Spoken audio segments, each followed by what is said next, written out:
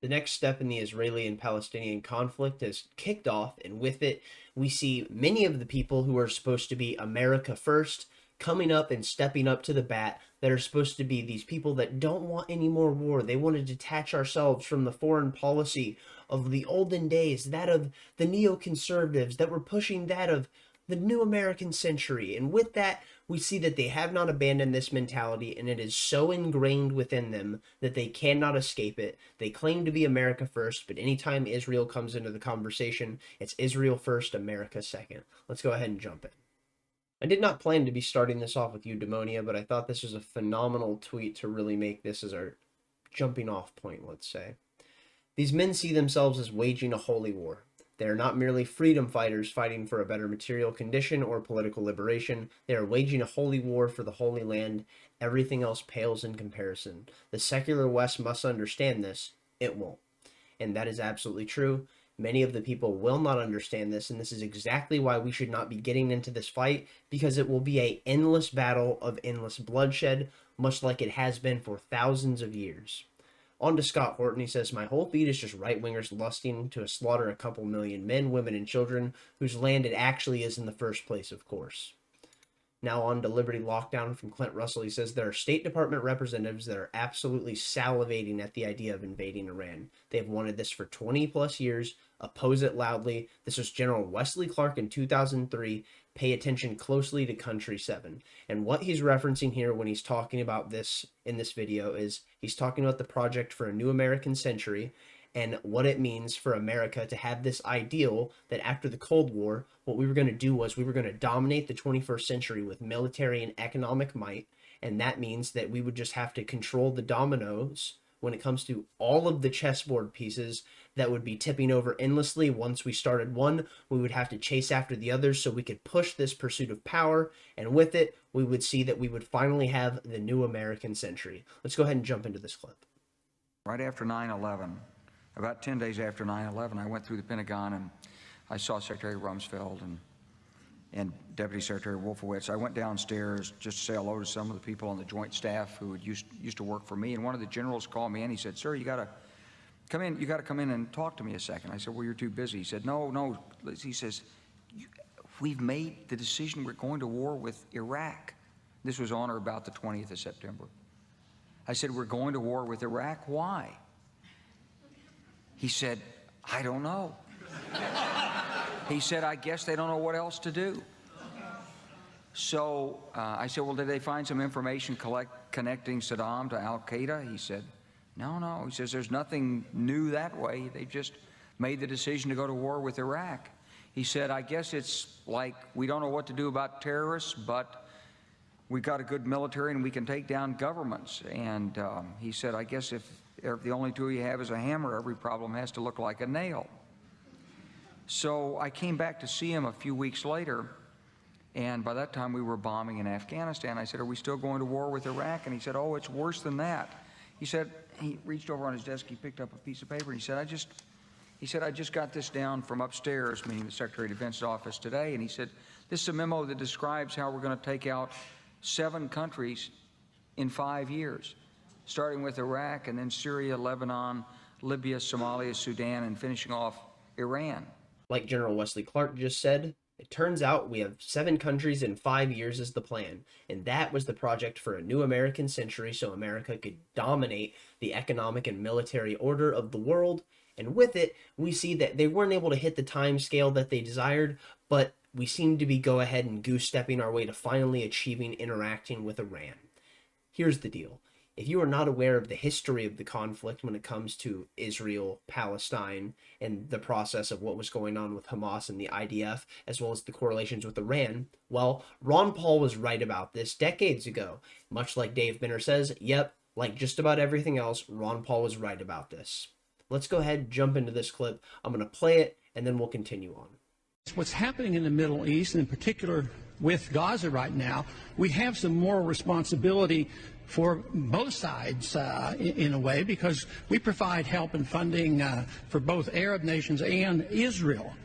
And so we definitely have a moral responsibility, and especially now today, the weapons being used to kill so many Palestinians are American weapons, and American funds essentially are being used for this. But there's a political liability which I think is something that we fail to look at, because too often there's so much blowback from our intervention in areas that we shouldn't be involved in. You know, Hamas, if you look at the history, you'll find out that Hamas was encouraged and really started by Israel, because they wanted Hamas to counteract Yasser Arafat. And you say, well, yeah, that was better then and served its purpose, but we didn't want Hamas to do this. So then we as Americans say, well, we have such a good system, we're going to impose this on the world. We're going to invade Iraq and teach people how to be Democrats. We want free elections. So we encourage the Palestinians to have a free election. They do, and they elect Hamas. So we first indirectly and directly through Israel help establish Hamas. Then we have election. Then Hamas becomes dominant, so we have to kill them. You know, it just doesn't make sense. During the 80s, you know, we were allied with Osama bin Laden, and we were contending with the Soviets. It was at that time our CIA thought it was good if we radicalized the Muslim world.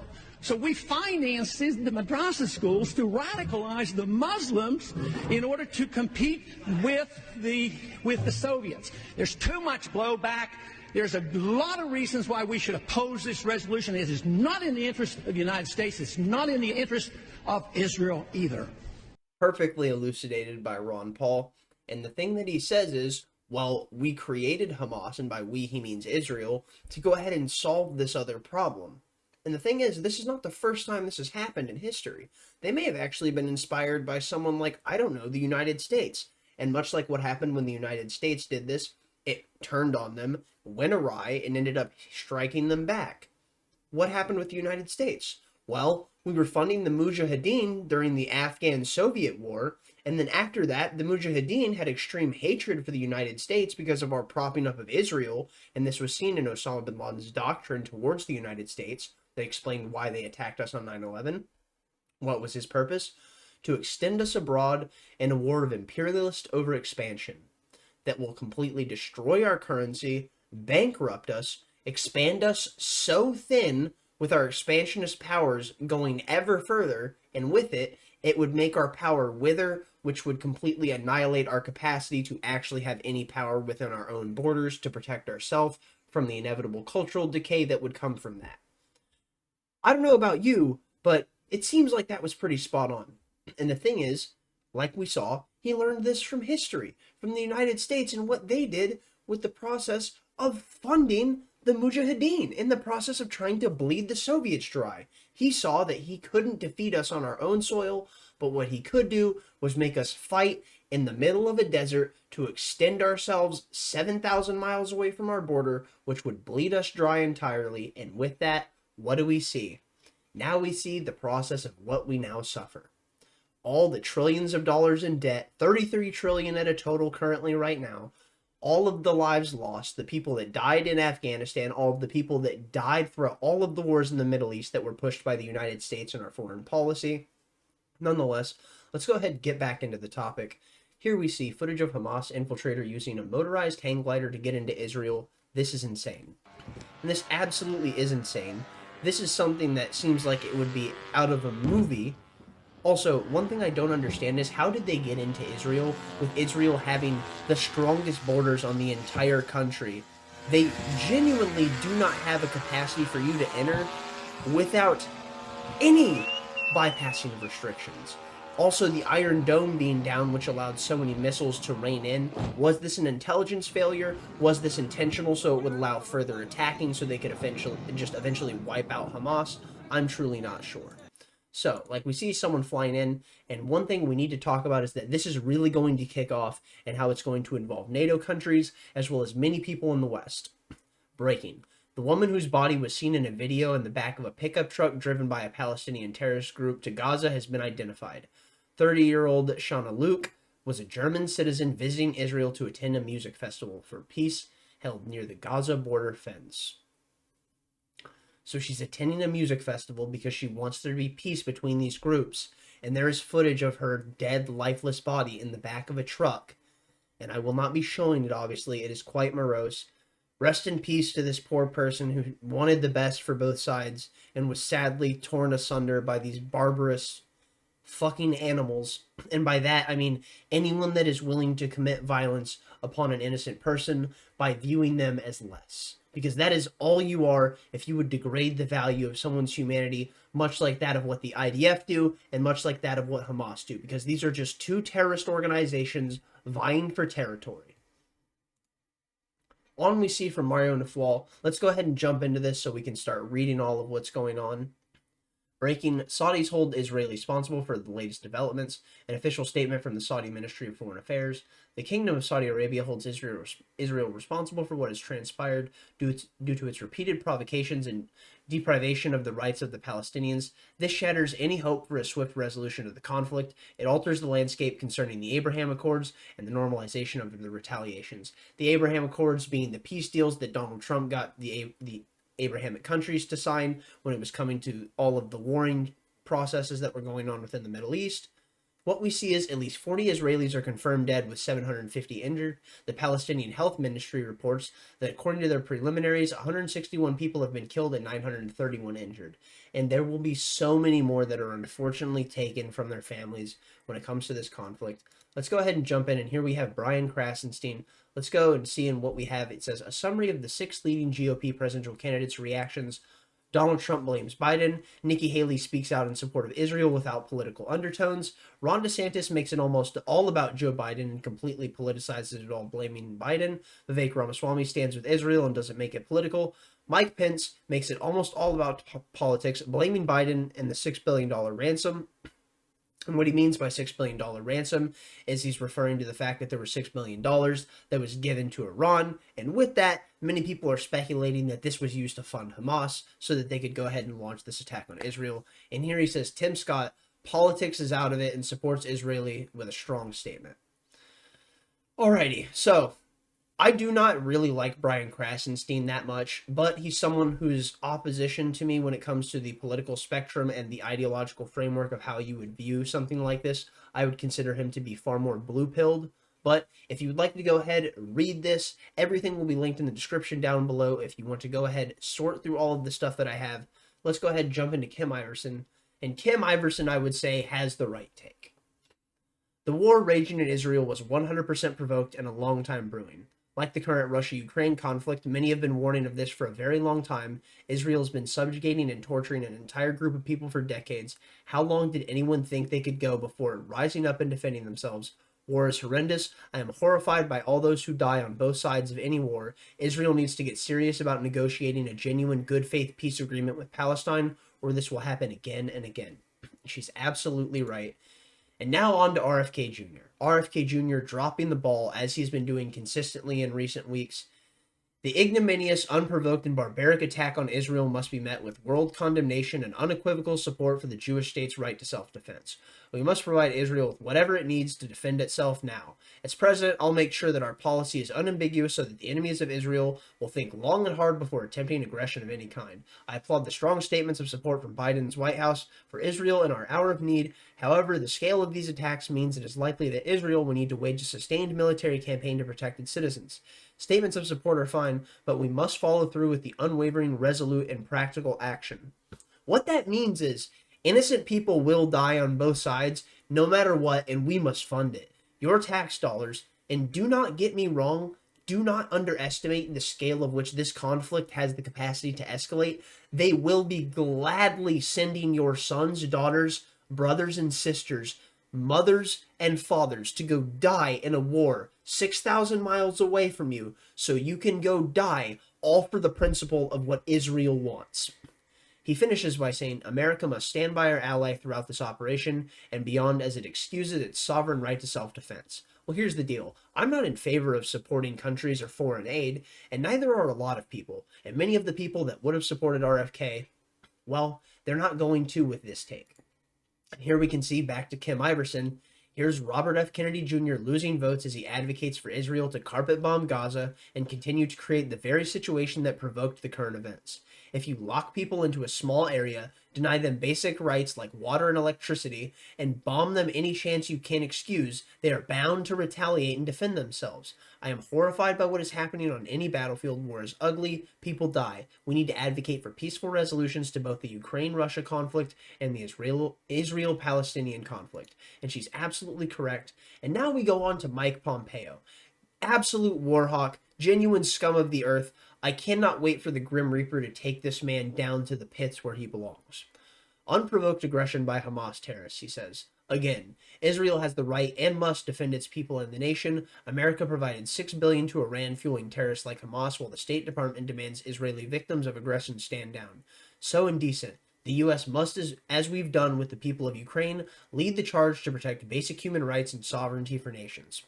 So he would be completely okay with seeing all of the people from Palestine ground into the dirt as long as it meant the sustainability of all of the people of Israel. And this is the problem with war, is that it creates these ideological tribal bounds that people get completely caught up in. They get stuck in the fog of war. They don't understand everything because they don't have all the facts. There's no ability to have a top-down view. And with that, they are so stuck within their blinders. And they have no ability to get out of the siloed perspective that they're stuck in. We're going to go ahead and jump to David DeCamp. David DeCamp is from AntiWar.com, and he says, unprovoked, Gaza has been under blockade for 15 years, which is considered an act of war under international law, not to mention all of the raids in the West Bank launched by the Israeli government and the situation at Al-Qasr. I'm going to go ahead and jump into something from AntiWar.com. David DeCamp is one of the lead editors for AntiWar.com. He is fantastic on roughly every issue, I would argue. Dave could not be better when it comes to his speculation and analysis on war and foreign policy. Let's go ahead and jump into that piece from Anti-War. To antiwar.com we go, and what we see is a fantastic website that is so good for breaking down foreign policy, understanding the historical context of many of the machinations behind that of the world empire, and so many of the different instances in which they have applied pressure on so many of the different governments of the world throughout the historical interactions that we see, that we have been taught about, but had many of the pieces of information obscured from our vision as to cultivate the narrative, so the world empire can further push its metrics and standards that we will all follow. All right, on to what we see is Israeli PM says we are at war after Hamas attacked by land, air, and sea. Hamas seized several villages in southern Israel. Tel Aviv has conducted an airstrike on Gaza. At least 40 Israelis have been killed. Israeli Prime Minister Benjamin Netanyahu declared we are at war. This is not an operation. After Hamas launched thousands of missiles and seized villages near Gaza, the political leader of Hamas said that the ongoing attacks are a response to Israeli treatments of Palestinians at the Al-Aqsa Mosque. On Saturday morning, fighters for Hamas invaded villages near Gaza. The group says its fighters used paratroopers, ships to cut through the border. And what we see, the fence itself that they had was not enough to stop the conducted operations. Hamas claims it has captured several Israeli soldiers in villages. And the thing that I really don't get, and I may have already said this, is that how did they get in? Israel has the strongest border in the world. They have the Iron Dome. Was this a major intelligence failure, or was this just an excuse to allow them in so they could finally get rid of what they consider to be the plague of Hamas and the Palestinians for good? Because the Israelis, and I've seen this, and I was completely blown away by this. I did not even believe it to be true. They reference people in the Muslim world, Christians, and anyone that's not Jewish many times as subhuman. They call them dogs. And I did not actually believe that to be the case. But the thing is, we have the internet and we have free access to information. And if you don't believe me, go ahead and look up the videos for yourself. It blew my mind, and that is why the people of Hamas and the people of Palestine are reacting the way they are. But the thing is, this is ideological tribal warfare, and as we go back to what Eudaimonia said, this is a holy war that is pushed by both sides, and with that, we see that they are completely okay with the persecution and elimination of their ideological opposition because this is their holy crusade. Human rights groups consider Gaza to be an open-air prison. Most Palestinians living in the region are refugees. Gaza is one of the most densely populated areas on the planet, with 2 million people living in 140 square miles. Israel severely restricts the amount of food, fuel, and water to the people of Gaza, so what we see is they have little to no access. Isn't that just insane? Hamas used parasails to fly over the border and destroy parts of Israel's fence to break out of Gaza. In addition, the ground operations, Palestinian militias have launched thousands of rockets into Israel, with cities such as Tel Aviv reporting damage. Reports say Hamas has fired between 2,000 and 5,000 munitions. That is truly insane, especially considering this has not been going on 24 to 48 hours when it comes to the most recent scale up of the invasion. Israeli officials say at least 40 Israelis have been killed and hundreds wounded. The Palestinian Health Ministry reports 160 Palestinians have been killed and estimated 1,000 wounded. Reports say between 13 and 21 Israeli villages have been inflated by Hamas. And here's the deal. There will be so many more people that will unfortunately die because this conflict will only continue to escalate if the United States gets in it and continues to fund this endlessly. And I worry that we will see this be funded limitlessly because we already saw a German citizen be killed. So we're going to be seeing NATO countries be making their comments on what's going on with this soon. Photos and videos on Twitter show Hamas returning to Gaza with captured Israeli military equipment. Additional images show Israeli Brigadier Generals Nimrod Aloni was captured by Hamas, although this has not been confirmed yet. Hours after the attack began, Israeli Prime Minister Benjamin Netanyahu announced the start of Operation Iron Swords. We're at war, not an operation. Hamas has launched a murderous surprise attack against the state of Israel and its citizens. He posed on Twitter, I order first of all to cleanse the settlements and terrorists who had infiltrated the order, a large scale of mobilization of reserves. The enemy will pay a price he has never known before. And with that, I wonder if this means carpet bombing a stretch of land that, as was already stated here, is the densest area on the planet when it comes to the population, even denser than that of India, and they want to sit there and carpet bomb it. Top down, doesn't matter how many civilians they take out, much like that of what happens when anyone is pushing the metrics of the global empire. It does not matter how many people in your ideological opposition die, as long as you are the person who comes out on top, which is exactly why we see so many people in these conflicts play both sides. What we see is Tel Aviv has reported 21 locations in Gaza have been taken, and Palestinian officials say there are dozens of casualties. Israel's Minister of National Security, Itamar Ben-Gvir, declared a state of emergency. The White House National Security Council spokesperson said in Washington, unequivocally condemns the Hamas attack. The violence is spread to other regions in Israel.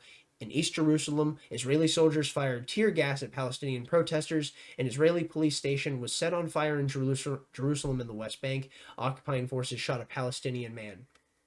I'm not surprised by the escalatory actions that are being taken by the I.D.F., but the thing is, from the Palestinian perspective, there have been escalatory actions being taken by the I.D.F. as they see that they have been persecuted endlessly by the people of Israel because they feel like they are in, as is stated here, an open air prison. And if you are not familiar with why that is, go ahead and look up the borders of Palestine over time, and you will see the restrictions and how the state of Israel has enclosed on them over time, and that is why we have it being called an open-air prison. Let's go ahead and jump into the rest of the content we want to cover for this video, getting into the presidential reactions. The fact is, these people claim to be America first, but they're just neocons in sheep's clothing. Let's go.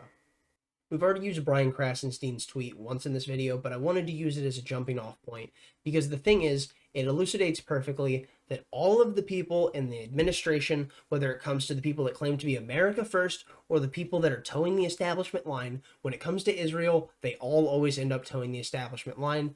And if you want to see everything, it will be linked in the description down below so you can go read all of this in your own time. But Donald Trump to Nikki Haley to Ron DeSantis to Vivek Ramaswamy to Mike Pence to Tim Scott, all having effectively the same exact answer when it comes to what's going on in Israel and Palestine with the conflict between Hamas and the I.D.F. Genuinely unbelievable. I was hoping for some nuance, but it turns out no one's willing to actually challenge that establishment line. Now on to Dave Smith, someone who I really wish would have run for president but didn't.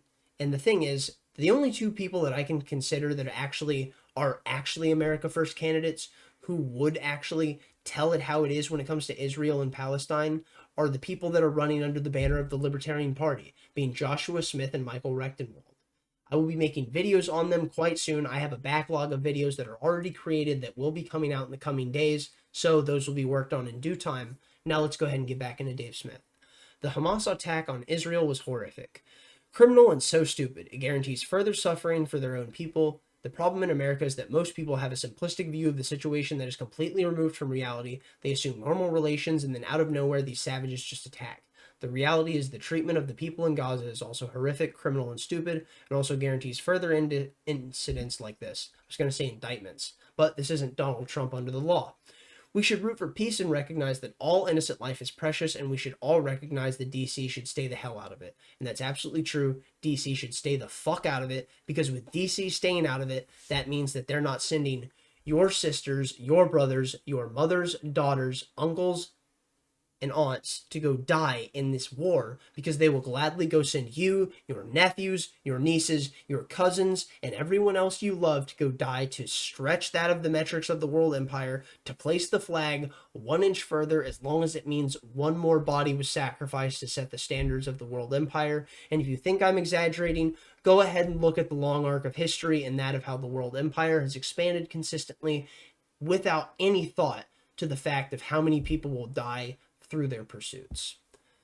On to Ron DeSantis, and we're using Ron DeSantis because Dave Smith has a criticism of him, and I just want to make this point. And his criticism of Ron DeSantis almost rings true to some other people, except it doesn't. And I would love to say that it does, but Ron DeSantis was the only person who wasn't principled enough throughout the entire interaction between Russia and Ukraine to not take a principled stance.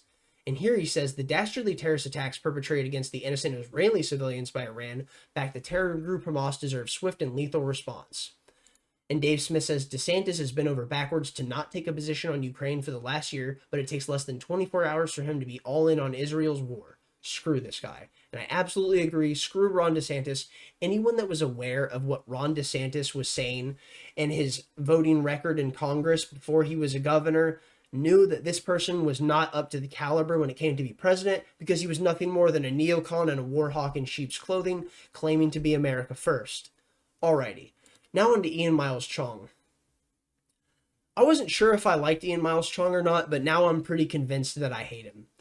America's prosperity, safety, and stability is tied to the existence of Israel. Unlike Ukraine and Afghanistan or any other country, the U.S. is currently involved in assisting military or otherwise. For anyone saying that America should just stay out of it, you just don't get it. And no, Ian, you just don't get it. He's a Malaysian man who comments endlessly on American politics. Here's the deal. If you believe so much in the process of this holy war, then how about you send yourself out to go die for it? Because I wasn't truly sure how I felt about Ian, but this allowed me to make up my mind, and I had a response that I had to say to him. I said, if this fat fuck wants to go die for a land stained in so many generations of blood that the smell of iron will never be removed from the soil, he can have it. Leave the people from my shores out of it, you fucking hack. Because I do not want to see any young men, women, older, or any age from the United States, no people from my shores sent abroad to go fight and die so they can push the metrics of Israel. On to what we see from Ian again. He says Hamas is going house to house, butchering the people inside, including women and children, taking shelter in basements. Imagine if this was happening in your neighborhood to your family. This would truly be tragic if it was actually Hamas. And here we see the uniforms match those of Israel's armed police, special forces, not Hamas. Note the matching labels on the arm and the lack of green band around the protective head covering. And that is Hamas's head covering, which would be the green protective band around the head, because they want to signify that they are with Hamas. Ian Myles Cheong jumping the gun, having zero proof, and I want to give credit to Nuance, bro, because even before Community Notes jumped into the fray, he was on top of this, and he said some basic questions. When was the video filmed? Where was it filmed? What's the source Ian ripped it from? Those outside with guns appear to be Israeli police. Is he implying Hamas is already inside? These details matter, but shady people are going to be shady. And that's absolutely true. Now on to some more from Nuance, bro. He says, I wonder where they got those NATO weapons. And that's true. If you think about the process and history of Middle Eastern conflict and many of the videos and the footage that you've seen in the pictures, well, all of these Middle Eastern terror groups are using things like Soviet-era weaponry, stuff like AKs. But turns out that Hamas just happens to have NATO weaponry. Isn't that fascinating? Now we see Nuance, bro, again with another banger, and this is in response to someone saying all Palestinian civilians in Gaza must leave now as Israeli military will destroy Hamas. And he said, will they be allowed to leave the prison Israel has created for them? Fantastic, because it goes perfectly with what we were seeing in that anti-war article, with the ideals of Israel being nothing more than a state that has constructed an open-air prison for the people of Gaza.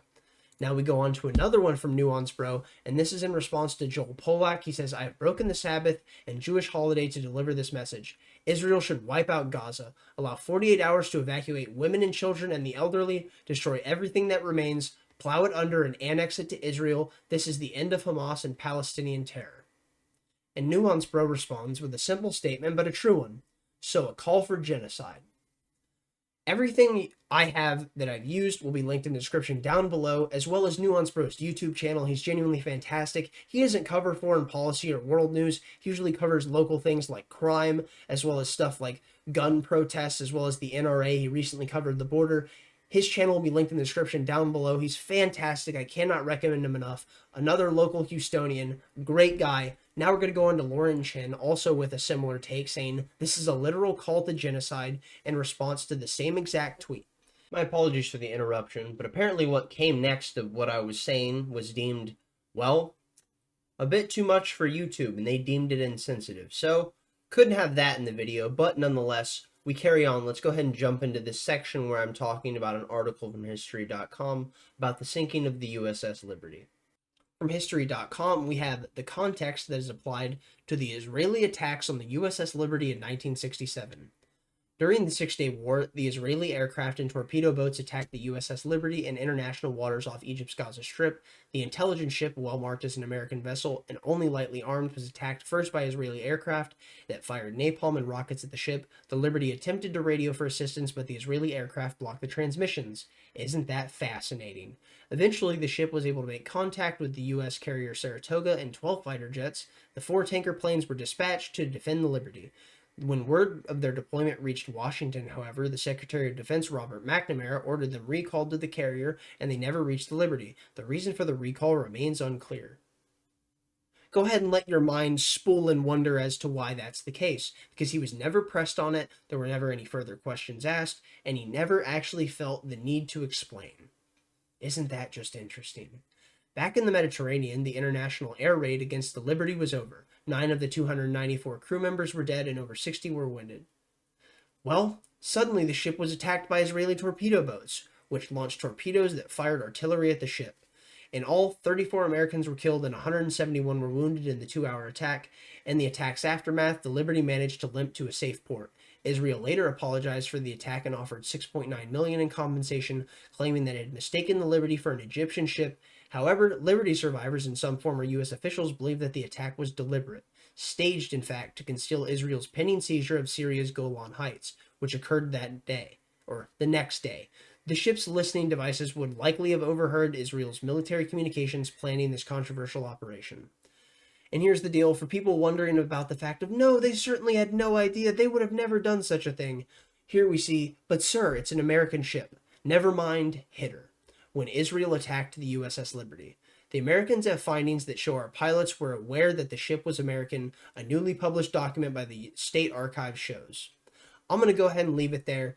Tell me where I'm wrong in the comment section down below. We see that we have multiple expanses now coming from the front with Israel. The U.S. is now talking about funding Israel, and that will be nothing more than limitless funding. We're going to be funding a war against Russia with Ukraine. We're going to be funding a war against Hamas with Israel. We're going to be funding a war for Taiwan against China. And with it, we're only going to be continue to become poorer and poorer because the dollar will become worth less and less as inflation hits us harder and harder. Thanks for watching if you got this far. I'm going to go ahead and leave it here. Thumbs up if you got this far. Thumbs down if you don't like this kind of shit. Well, here's the deal. I appreciate you watching anyways. Comment down below so you can tell me where I'm wrong. Stay lovely, stay great. Peace out.